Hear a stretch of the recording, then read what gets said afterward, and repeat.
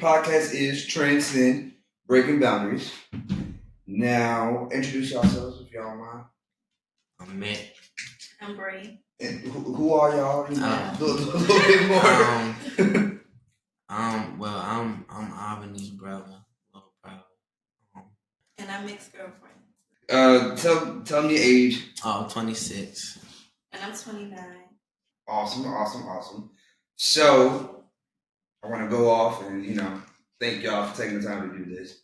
And we're going to jump into it. The elephant in the room being, we all know I'm trans. And I'm black, if y'all ain't realize Oh my God. Trans, that's black. Okay. No, but I mean, so as black people in America, I want to first talk about that. What are y'all's experience as black people in America? Well, I guess a positive, like one of the positives of being a black person. I guess for myself, I know that there's a lot of odds against me, so I don't think giving up is an option for real. I feel like I got a lot to fight for, but the negatives of being a black person, I guess you get treated like a different, sometimes not even like human. I know when I was like a little dude, I remember when Barack Obama, he was about to be president, and they didn't. My music teacher, she wouldn't want me with my shirt that had Barack Obama on it. And right there, I'm just in music class, just like sixth grade, and I ain't know too much about politics, but I was like, because I'm black, like it's just a president, and right there that was racist right there. Your teacher was white? Yeah, she was a white teacher. And that was like the first election I even paid attention to. I couldn't even vote, of course, but I like what he was saying, Barack Obama, whatever he was saying. I mean, that's good positive representation for black people in general, especially black men in America. What did she say when you asked her? Is it because black? Well, when I came into in the school, I was fine, walking around the classroom in the hallway, and then it was just music class. The teacher, I think she came up to me like a one-on-one. She was like, I had to take the shirt off, and I'm thinking, like it didn't even hit me like a for what, I'm thinking like, is it, you know what I'm saying? Like it's just a shirt, and then I didn't have no other shirt on, so I kind of felt like isolated, everybody else, they talk about John McCain, Barack Obama, Free Willy. I just got on the shirt. And I thought it was cool at the time. Like some teachers was like giving me like, but she told me to take the shirt off. I didn't take the shirt off, so I think I had to sit in the office the rest of the period. Because you didn't take the shirt off. Like I said, I didn't even have another shirt on, so it was like, put my jacket on? Or... And so then what happened when you went to the office? What did the principal say? Did anybody defend the what's apparently supposed to be freedom of speech? Because I'm guessing there was nothing vulgar on the shirt, right? I can't remember what. Either I had sat out, like I was probably by myself, like doing the activities, or they had to sit me. But I remember when I went home, I told mom and dad, and they was upset, and they was asking me how I felt, and I know I wasn't as dramatic as they were, because I'm just like, they just wanted me to take the shirt off, and I didn't really understand why. But I remember as that campaign kept going on, you kind of see like the different people's perspective. It wasn't even because of what somebody was saying; it was because of their skin, like because the guy's black, he's Muslim, or he's this or that, So I didn't understand it at that time, and then I think probably when he won the election, start really seeing people's true colors. It wasn't about just America. It was about like him being a black American or a black president. Yep, they try to pull up so much stuff out the woodworks about him during that election. I mean, and even afterwards. For me, I think that was the first. I was just of age to even vote, but for me, I just was worried that he was gonna be assassinated. The first thing that comes to mind, you got Martin Luther King. There was a lot of negatives. It was like, okay, if you win, then what? Yeah, It wasn't like will people actually let you?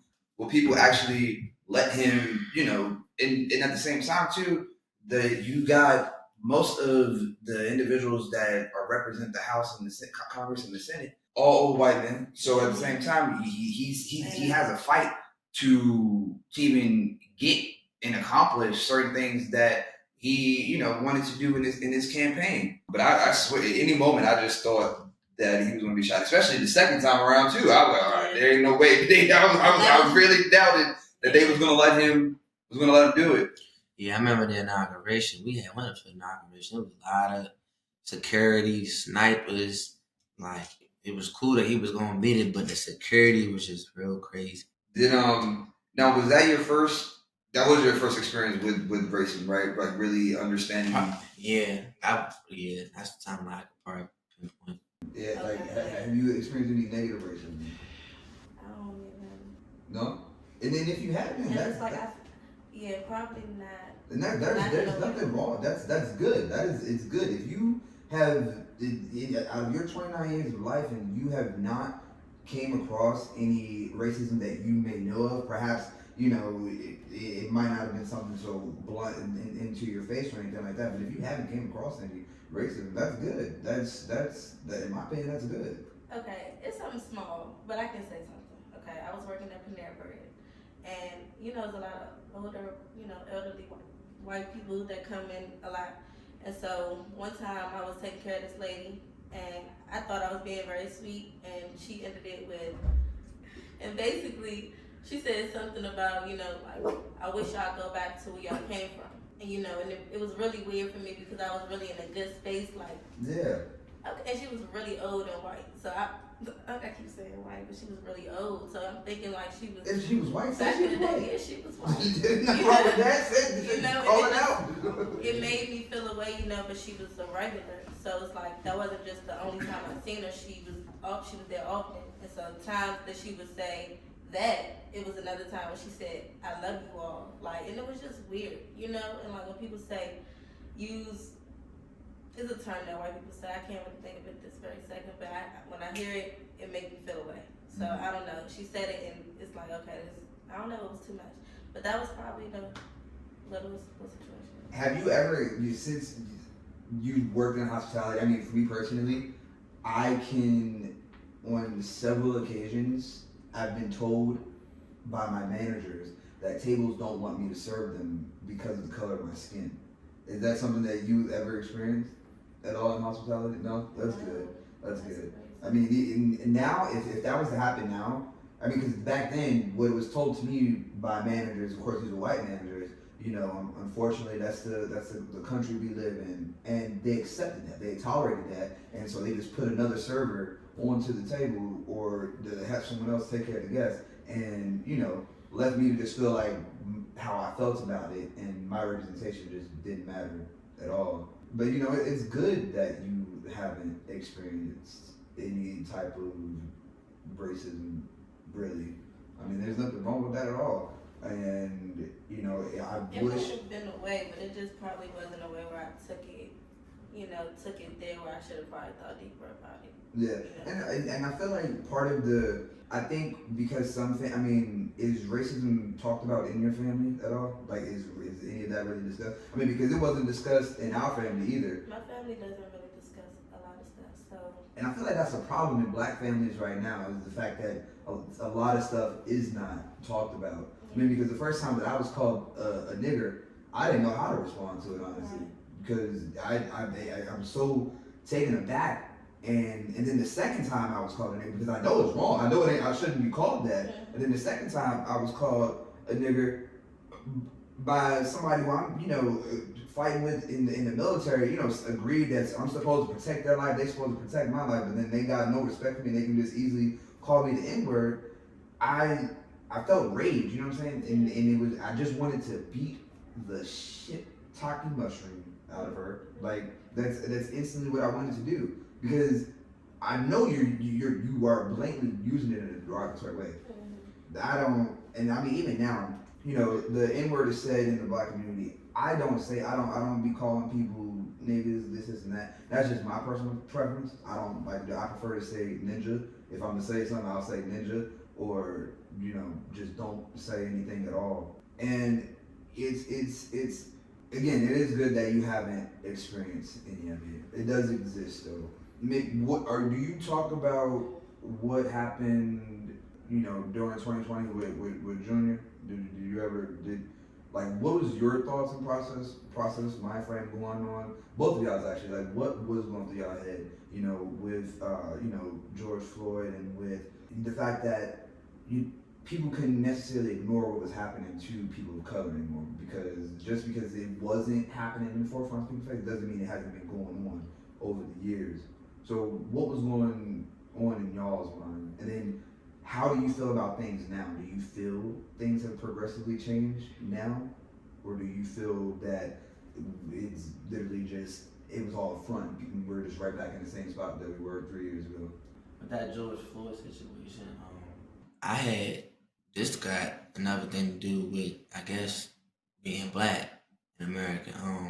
I was at Wise shopping, trying to get some baby food for my youngest son, and I had got stopped in the self checkout by another black guy, but apparently he was like store security, you know, but undercover, and he was saying that I didn't bring up some items, and I did. It was literally only probably 7 baby food that was like 50 cents or $1.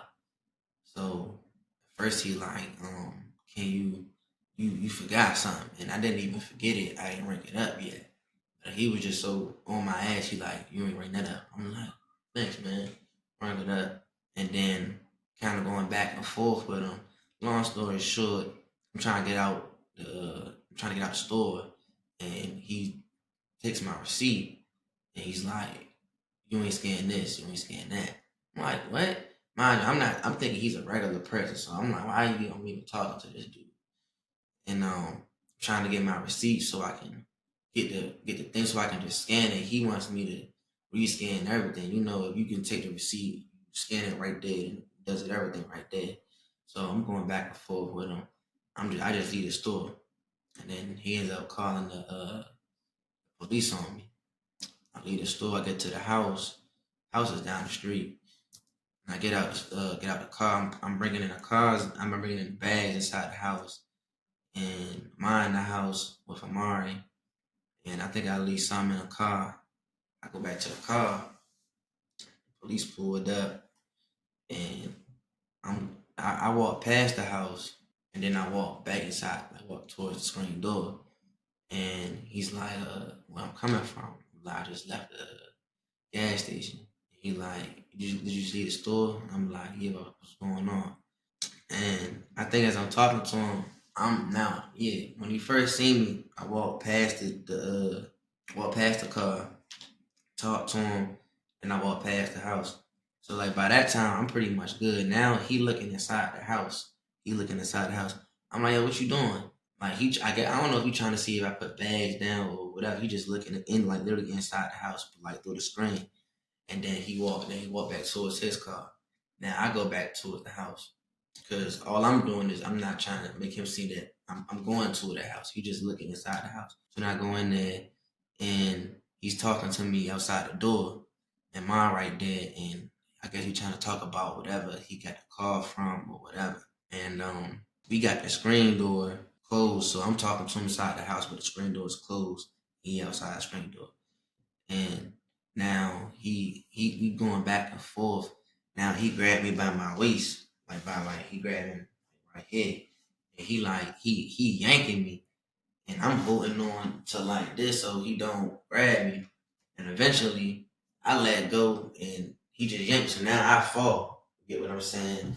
I try to get back up, but before I fast forward all of that, the whole time he yanking, I'm looking at him like, what are you doing? Stop. I'm like yelling top of my lungs, like, stop. And that whole George Floyd situation happened literally 3 days before. So while he's doing all this, I'm like, are you serious right now? So I'm thinking, like, as a cop, and what's going on right now? What are you doing? And like, you don't hear me saying stop.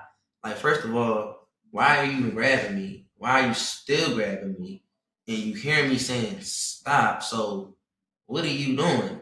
Like, there's nothing even going on that you know that I know for even this situation, even to be a situation. So, and mind you, I'm inside my house and you grabbing me. So once he had let go, I fall out, and then as soon as I get up, I close the door, and now the door is closed. I shut the door, slam the door on him. Now he's just out. Now that's assault. That's assault. I'm like, what?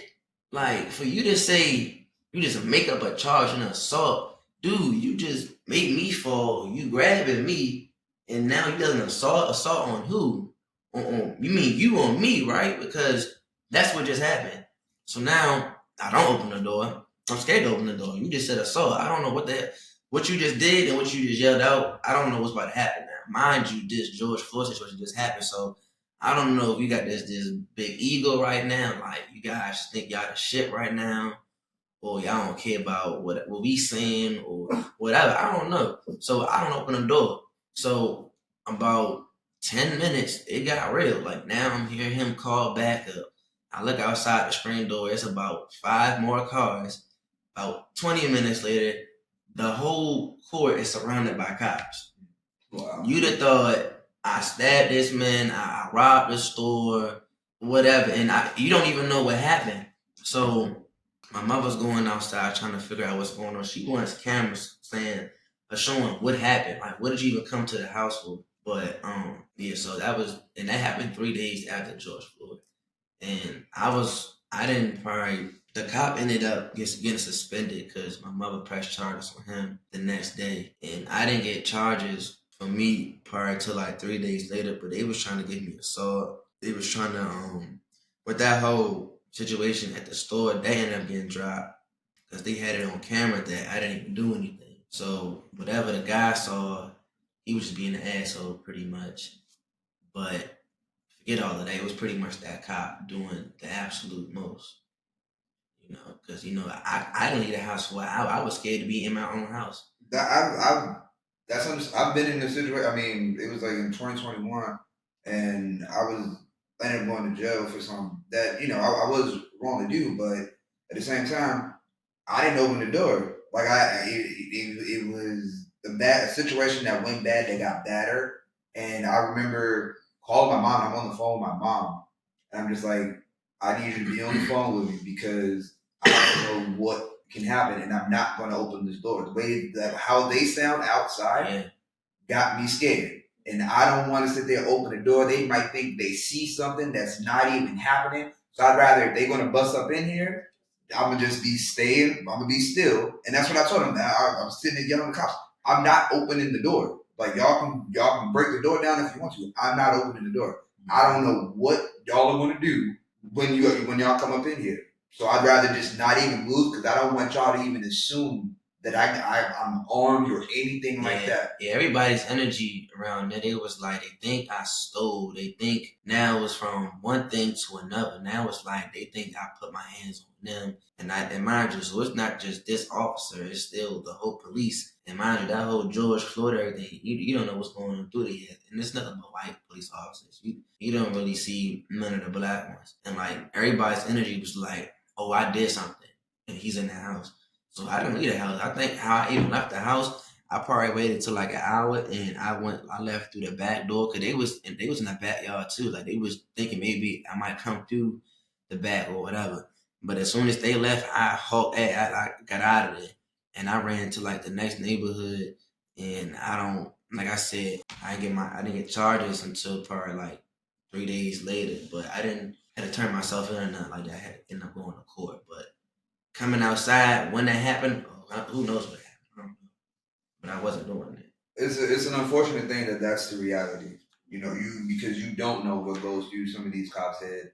And I mean, I remember, I did some of the marches with Brittany. Brittany and I did a march. I actually came across a photo that I took here in DC during 2020 or whatever. And around my neck, I'm wearing "I'm not a threat, don't shoot," and and I had a mask that said, stop killing us, because they instantly jump to certain conclusions without necessarily, I don't know, maybe it's the training, because I was in the military, so and I get how the military even trains us to perceive threats and so forth. And so, I'm guessing it's probably the training, but I do 100%. They do the most. They do the most. And I feel like a lot of that training, a lot of how they carry a lot of these situations, need to be reevaluated and done completely all over again. Have you had a talk with Junior about race or anything like that? Like, do you? Nah, we talked like he likes, being a police. Like just the other day, he had a police ticket, and he thinks that's cool, and I think that's cool. I don't talk like my opinions on what the police done to me, and I don't think he looks at it as a. But so far as that, right now they protect people. That's cool. That's what they do. I now honestly, I mean, he has seen some things probably what the police have. Maybe I look like I'm on the other side of things, but he don't know like too deep down into that. Okay. And if he wants to be a cop, there's nothing wrong with that, I guess. I guess. I mean, I hope he goes through I hope things change to the point where as he gets older, it's not as bad, and so if that is the path that he wants to take, go for it. And I hope he's the cops that's on the good side and the part of the group of cops where if they see something, if he sees something that's bad that other cops are doing, he stands up for what's right, because that's also a thing where a lot of cops, they don't do or say anything because then they're worried about how everyone else is going to treat them for standing up for what's right. Whereas again, that's a problem. That's a problem in general in society. People don't necessarily stand up for what's right because they're too worried about what the next person is going to be saying. And so they don't want to. I mean, I've even done that myself before. Living as in the beginning stealth, and being trans. I've been in conversations where somebody would say ignorant stuff about trans people, but I would just walk away. Like I wouldn't say anything. I wouldn't stand up. I just walk away because I didn't want them to automatically assume that I'm trans, and I didn't want that. I didn't want that door open. How do you feel now? Like if somebody was to talk about, I want to punch people in the throat, but I can't go punch people in the throat. But what makes you feel that way? Like what to punch people in the throat? Nah, I'm saying if all right, Dave Chappelle for he talks about him a lot, but we sitting there laughing, we sitting there joking. Now listen, I'm sitting there, I'm laughing, I'm joking. I'm not trans, so I'm not. I don't know. How do you feel like it's is it funny? Nothing about it is funny, in my opinion. I believe I was listening to a podcast, and what was said was like Dave Chappelle feels that he's okay to say that because he's rich and he's got money, he can do that, but he's perpetuating a culture that does not need to be shown out there.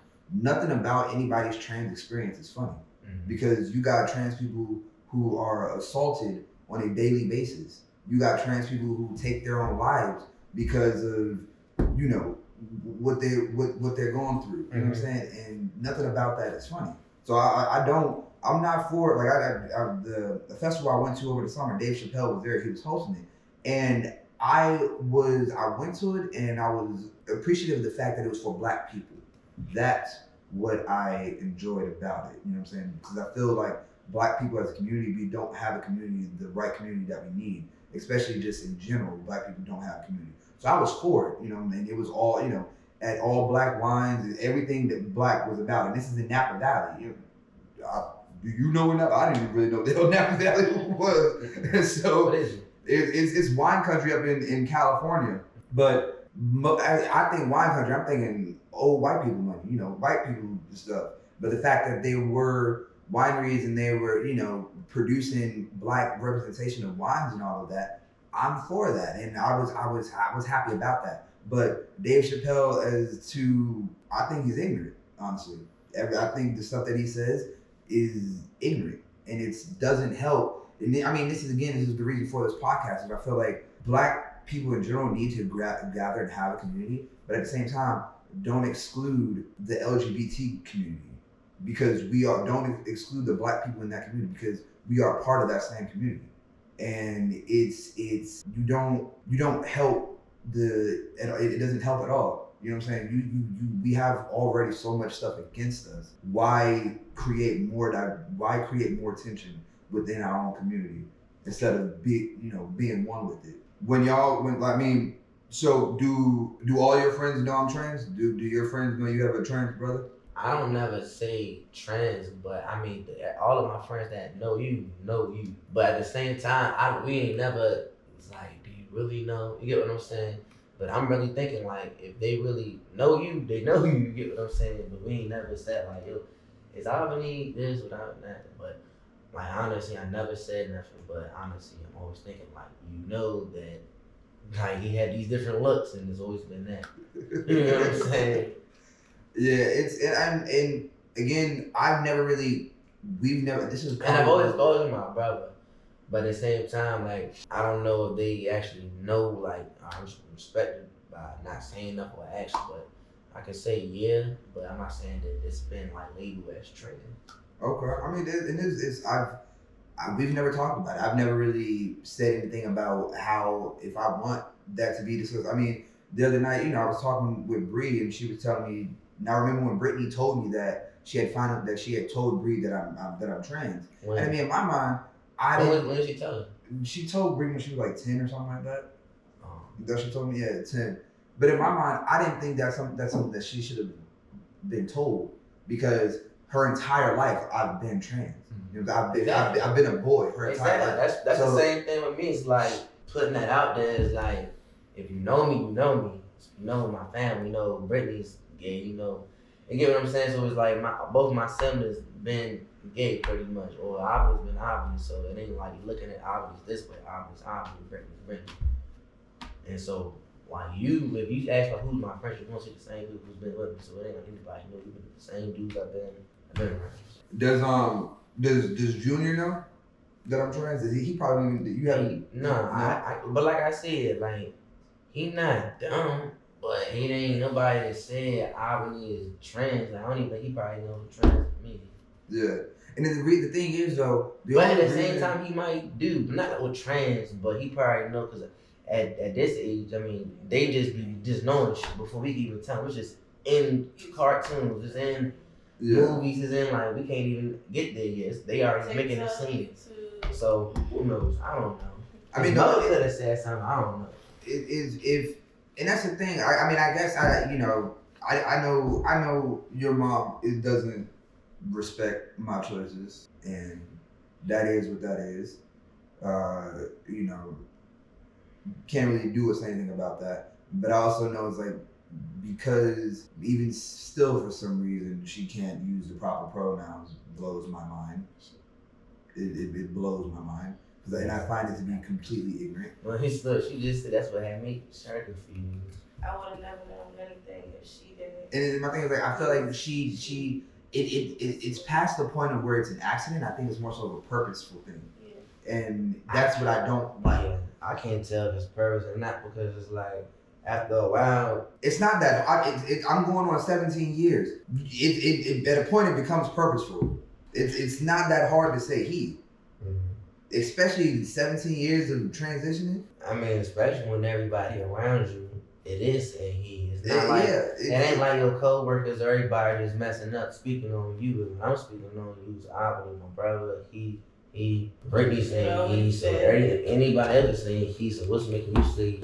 And that's what goes back to, black people, community, and families. Like, I just did an episode about religion. Her thing, religion-wise, she wants to throw that up into it. Whereas, but I'm like, you can't sit here and talk about God and love and how you love me, but then you can't respect my choice. Because if by your definition, your God loves me, regardless of what I do. So why is it that you can't respect my choice in the matter? Right. I just think at the end of the day, everybody has their own opinion. I know sometimes everybody don't practice what they preach, but if you want to be who you are, you're going to have to just be you. You know what I'm saying? It's going to be so many things that you come across with being transgender. Being this now, people think it's a joke, it's memes, it's social media, it's like you're not gonna get out of it. You know what I'm saying? You gotta really just stand down. Be you. You know, it's like we can't be hurt by how other people feel. I mean, yeah, it's wrong, but at the end of the day, that's God gonna take that. You know what I'm And saying? I'm not and this is why I want to have this conversation to talk about, because the only real way that change is going to happen is if more people stand up for each other. Instead of people just letting stuff happen, more people stand up for one another, then it can change the complete culture that's in America. I just think we way past that, you know. And I say that to say people get shot down every day. We recording now. We posting it on Instagram. We posting it on Twitter. It's not no emotions, no empathy. It's like, what do we? You know what I'm saying? How can we? Like, it's okay to be there for each other, but how are we really gonna do that with how the world is now? And that's, I think that's part of what we got to figure out, like how, because it during the day, slave time and everything, the Bible was used and white people broke black people up. You know what I'm saying? They tore us down so that we didn't even know how to be there for one another. And then that's something that continued on through generation, decade, and decade. And so we have to figure out how we can be there for one another. I mean, it's going to be trial and error that's going to come from that, but we gotta figure it out. It's something that we're going to have to figure out, and it's something that's going to necessarily require a lot of change. Like, I mean, you have no idea how many times I've been shut down for. I mean, I've been fired for being trans. I've lost jobs for being black, and I'm still out here. I'm still being optimistic, and I'm still out here trying to do stuff. You know, and I mean, and it could be just blind optimism but I gotta believe that people want better. I mean, people gotta want better for everyone.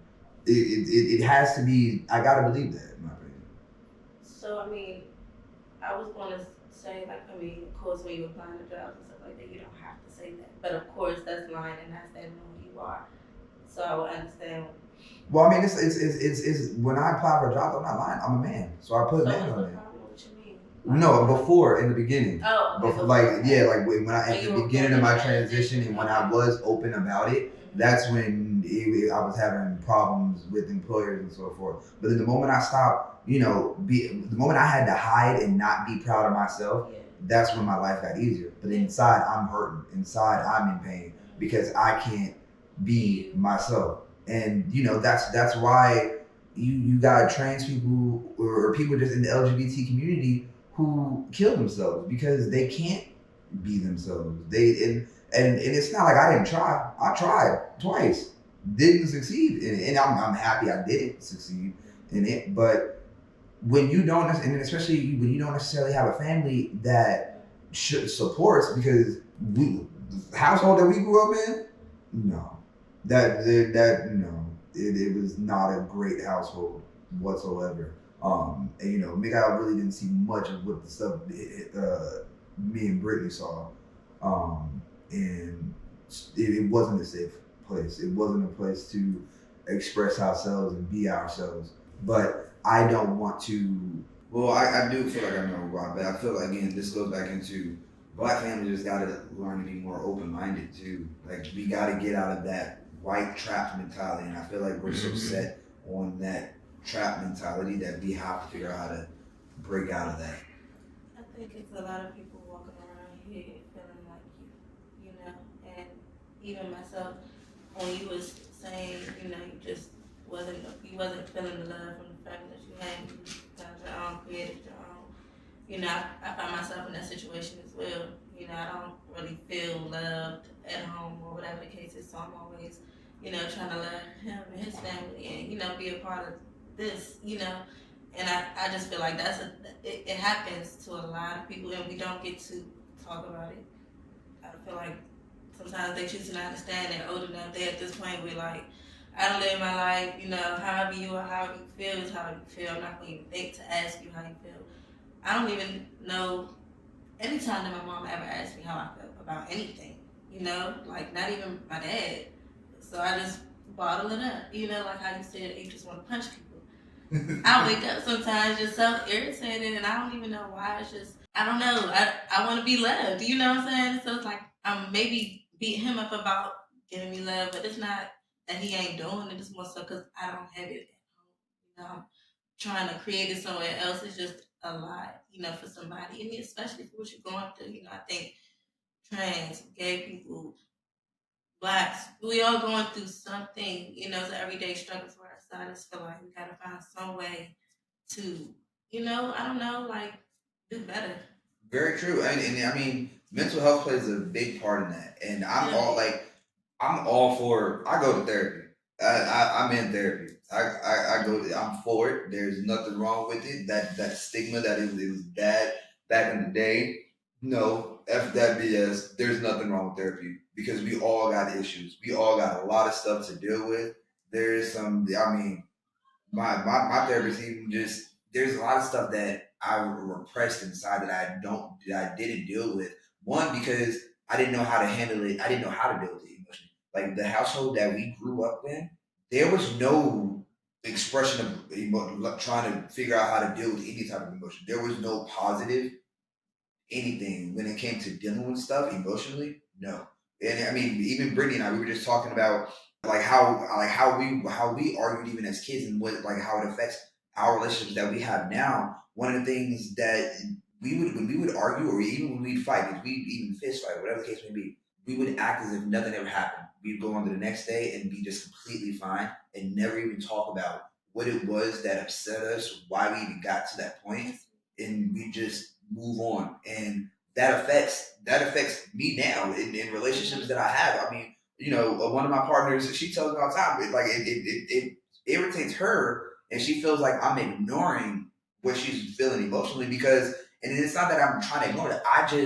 That is how I grew up. We just moved the heck on. We didn't know, there was no way to know how to process anything, any emotions. Like, and even now, like over the last couple of years, I'm starting to learn how to process and deal with emotions. When my granny passed away, that was the most heart wrenching thing that I've ever experienced in my life. And then to not even be able to go to the funeral, to not even know that she had been dead for the last 5 months. And I'm sitting here searching for her, calling, I'm trying to have people go up to the house, figure out what's going on with it, and then to find out she's been dead for 5 months, the most important person in my life.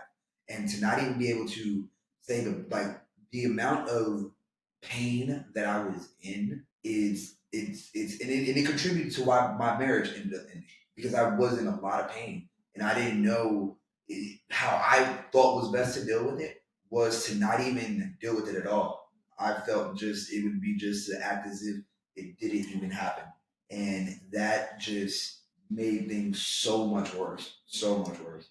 And now, I mean, again, this leads right full back circle to why I'm even doing this podcast and having these conversations because I feel like we need to have these conversations. We need to talk about stuff that makes us uncomfortable. We need to, I mean, just even our family dynamic thing, we got so much stuff that goes unaddressed that needs to be dealt with in general for us to even be positive role models for future generations. You want to make sure that Mick never feels like he cannot come to you and talk to you about anything because that is a horrible feeling to not be able to express anything.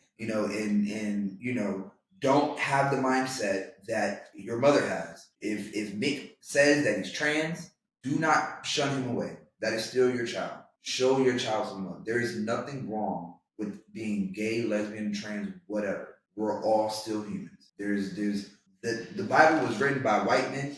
Now that was kind of like the curveball question. I mean, right now, I was just thinking like it's just the situations that people that I know that's trans. I guess that's probably just you.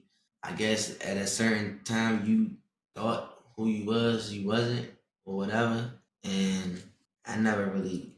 I think we probably did have probably real conversation about that, but I just know like right now, like he knows what he likes and who he is, and if he ever get in that situation, I mean, it's going to be as open because it's not hard for me to understand stuff. But like I said, right now, I think that he's aware of what he likes and who he is.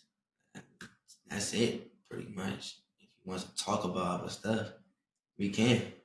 Because just like it was just the other day, we were talking about him not getting on the bus for some reason, and he was uncomfortable. But I want him to talk about it so I can help you Because if it's something that you want to do, if you curious to ask or trying to figure out more about, you know, you can come to me. And he pretty much lives, I guess you can say, mostly females, his mom, his grandma, and then it says his uncles and all. So it's like it's guys and it's girls too. But I think, you know, he's pretty much safe to be what he wants to be. So the environment you know lived in and I did, it's probably not as that's not what's going on right now. He all right. That's good. That's real good. Does have you and his mom talked about, like, do y'all feel you and her relationship is good in a sense to be able to make sure that he never feels that the door isn't open? Do you and her communicate in a way To be that, trans, no, in general, just as a healthy, like, do you and her have a healthy communication that he sees and that, you know, he's aware of? Because I mean, who is your role model? Do you have a role model? Who is your role model? 50 Cent. 50 Cent's your role model. Yeah. Okay, I wasn't expecting that. What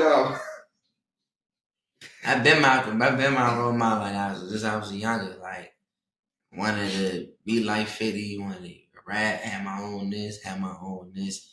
And he was an entrepreneur. So like he made me want to look up what an entrepreneur is. You know, he owned stuff. He wasn't just in a group or in something. He was his own thing and made himself a boss, took over, still taking over. okay? And how he carries himself as boss, you the bully, you the, not the bully, but like you the dog, you the man, you know.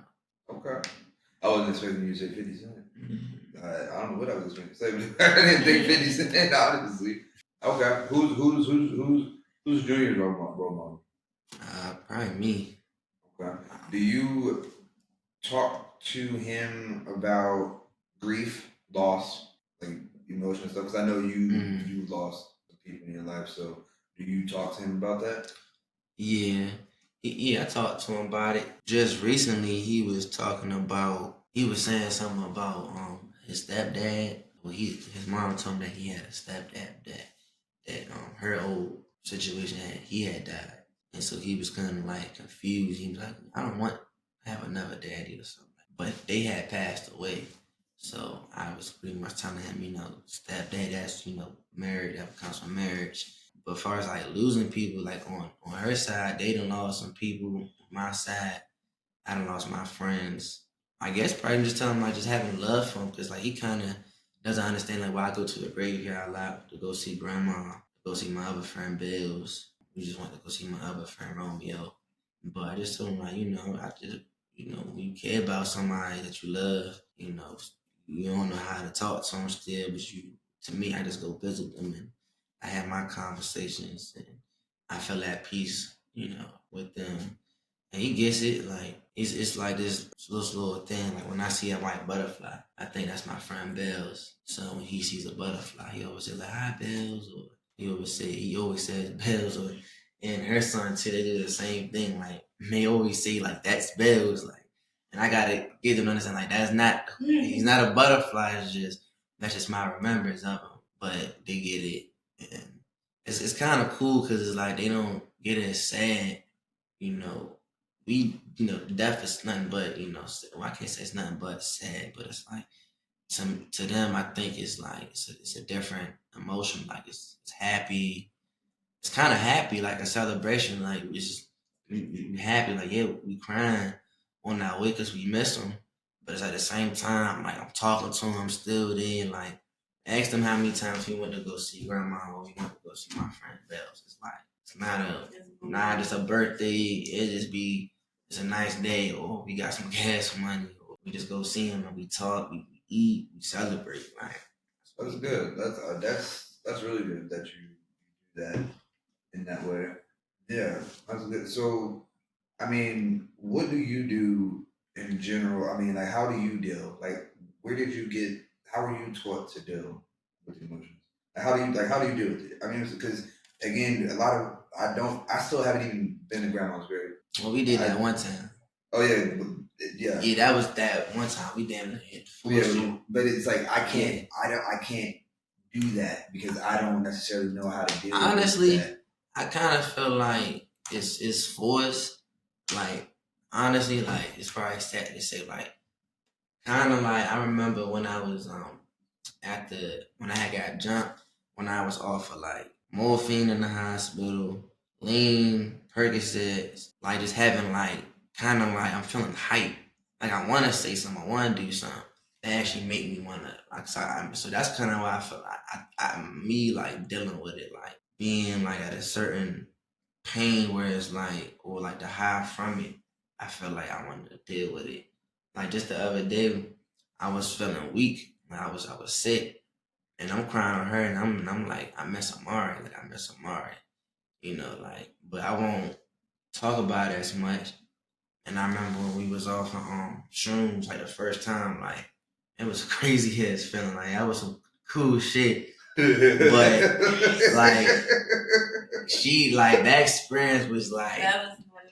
it was fun as shit. It was like starting up hilarious. Like we was in McDonald's for an hour, just laughing, like just laughing. Literally, every time I said, "Can I get it?" and I just kept laughing. And I couldn't say what I wanted. Like I had spent. We went around. I was like, "All right, we gonna do it this time. You ready?" We do it like, "Come on, let's do it." Can I get it? And just couldn't do it. Like they was the people. So during the end, it's just like I just kept like crying. I kept turning up, but I was able to talk about like how I felt about Amari and some other shit. So I don't know. I guess it's like me being on like drugs. I kind of felt like it was okay. So like I know like with me like personally like, when I'm off. But that was because I wasn't taught. We weren't taught how to know how to deal with certain emotions. And Yeah, I was what we saw was just negative outburst explosions. That's all we saw. So that's what we thought was how you're supposed to respond to stuff. And that is not how you're supposed to respond. You don't respond that way. But that's all we saw. That is all we saw. So I think that shit we go through too, like it, like our experiences helps us. Like if it's good or bad, like you said, like in your 20s or whatever. I remember like in my early 20s, like just tripping hard as shit, like over situations like with my kid's mother or the shit that me being upset about, but like the shit I had to go through.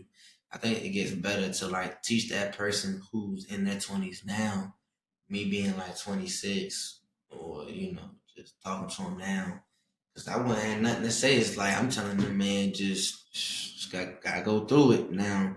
It's like I can talk to them, and actually, I've been in that situation to actually, tell them to give them some advice. Trying to motivate them, trying to tell them anything rather than just I don't know what to tell you. and I mean that's good. If you can motivate, that's what we need in the black community in general. We need people to help us and to motivate us. Because I was just talking to Brittany last night, and we were just talking about therapy. So I was like, again, I'm an advocate for therapy. Go to therapy. But with her, her thing is, and what the problem is, there aren't really that many black therapists out there, and I feel like that's an important thing because how can you really understand what my life experiences are if if you can't even just the little bit, and and I agree with that. But then I mean, for me, it's more so like my therapist is not black, but I mean the therapy that Natasha and I are in, that therapist is black, or she's Middle Eastern and queer, which is good because that at least You said Natasha, queer, she's gay. yeah, Okay. yeah. But Natasha's Middle Eastern, so I feel like at least someone that at least has something about both of us works out. But my other therapist that I go to that I see weekly, she's half Hispanic, half white, but she's like one of those rare few where I feel like I can actually have a conversation with her and she gets it and she understands, and it's not so much as like I'm Of course. Yeah. and so, and because I don't know that, that's why I gotta go get the help that I need so I can learn how to do things the right way, how to handle myself in the appropriate way, because we weren't taught how to do that. Right. That's like trying to speak on some shit that I feel like I done better that I fucked up doing to talk to my son about doing, but it's like I can't even it won't hit me yet like I'm that person. Instead of talking about like what can happen. Like, no, I'm part of the problem too. I can't even, get that point to him yet because it ain't hitting me like that. You get what I'm saying? So it's like I know he's not bipolar or he's not nothing, but it's like he could probably end up that way if he don't learn shit or he don't know how to accept shit or deal with shit. And that's the part where it's like that's how you have to what you got to teach him, like how you teach him how to handle things emotionally, how he responds to stuff emotionally. That right there is what the big problem with how we were raised. We weren't taught the right way how to respond to things, and that right there is the best way to make sure that he handles things, especially like emotional intelligence is a thing. EQ is a thing. Learning how to respond to stuff emotionally the right way. It's not that you can't feel your emotions, just how to respond to them in the right way makes a hell of a difference. We were literally all we saw were outbursts. That's all we saw.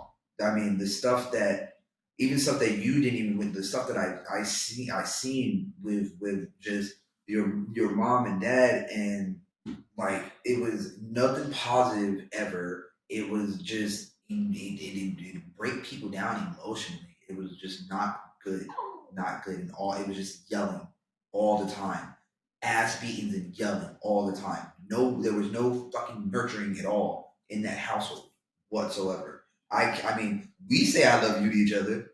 That shit made it in the house. You did. It's confusing because you can't say you love somebody and then do all that shit. That was the most confusing thing that I had to realize. That no, but it's like I'm not saying that it's, but no, it's not the right way. It's not the right way. So we have to take that extra step and do that extra work to find the right way and to be the best person possible that we can be. And it's not that we can't. We can definitely do it. Then that right there, if we do that extra step in ourselves, we help build better communities. We help raise better people.